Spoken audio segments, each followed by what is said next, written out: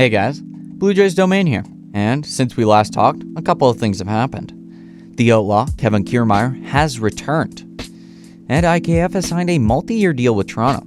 It also looks like Yariel Rodriguez could be making his way to Toronto soon.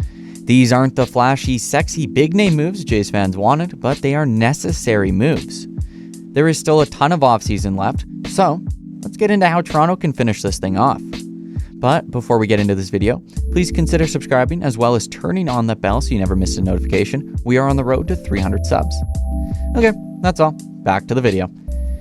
So for this video, I'm going to go off of the basis that Ben Nicholson-Smith put out in one of his articles that this offseason could see more 1 to 2 year deals, kind of similar to what the 2012 Red Sox offseason was, where they relied more on progression and players returning back to sorts internally instead of going out and getting the stars.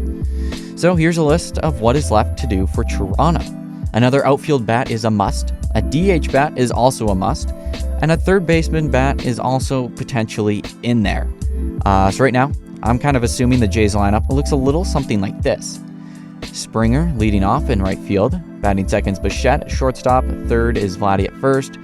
The cleanup is empty, and that's the DH spot. Kirk is fifth as the catcher, Biggio sixth as the second baseman. No one's the third baseman, and that's the 7 hole. Varsho is the left fielder in the 8th hole, and Kiermaier 9th hole as the center fielder. This leaves IKF as that super utility dude on the bench who will just play every position because he is God himself.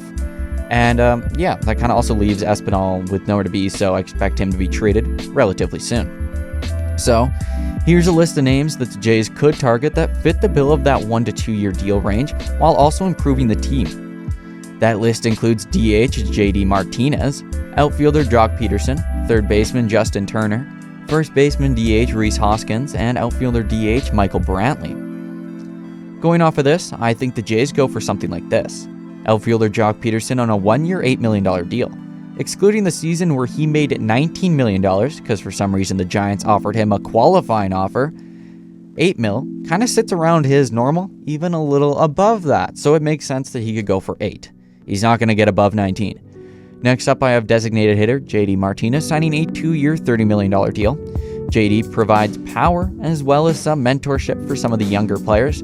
Guys like Bassett have talked about getting that older mentor bat into this lineup and into the clubhouse to help these young bats around. Another bat that I have signing is third baseman Justin Turner on a 1-year $10 million deal.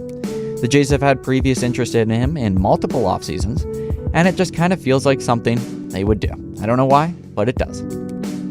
So that leaves a lineup of Springer leading off in right field, Bichette batting second at shortstop, Vladdy batting third at first base, JD Martinez batting fourth as the designated hitter, Alejandro Kirk batting fifth as the catcher, Varsho's batting sixth, and he's the left fielder. I moved him up. Justin Turner, he's the third baseman batting seventh, Kevin Biggio batting eighth as the second baseman, and Kiermaier rounding it off as our center fielder batting ninth. On the bench, Joc Pederson is our fourth outfielder. IKF is that utility position dude that I was talking about earlier. Davis Schneider is the backup second baseman, and Jansen's the backup catcher, also can DH as well. Honorable mentions for the bench is Orelvis Martinez and Addison Barger. I assume one of them could make this roster, so maybe someone else gets traded too.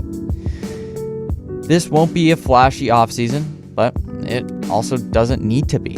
It's time for a guy like Vladdy to step up again and be the generational talent that we were told he was. It's time for Manoah to be Manoah again. And for Kirk, you gotta be Kirk again.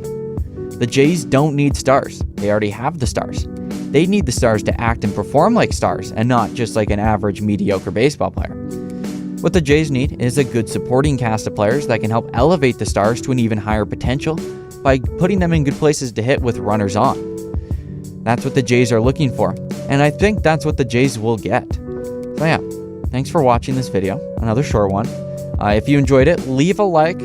Also, consider subscribing if you guys are brand new, like I mentioned before. We are on the road to 300 subs. I would appreciate that. Also, comment what you think the Jays will do this offseason. Do you think they go and make a big splash on like a Cody Bellinger, maybe Matt Chapman? Or do they go for these 1 to 2 year deals? Or do they find something in between, like a Teoscar Hernandez or Jorge Soler? So yeah, let me know what you think. And we'll see you all in the next video. Peace out. Goodbye.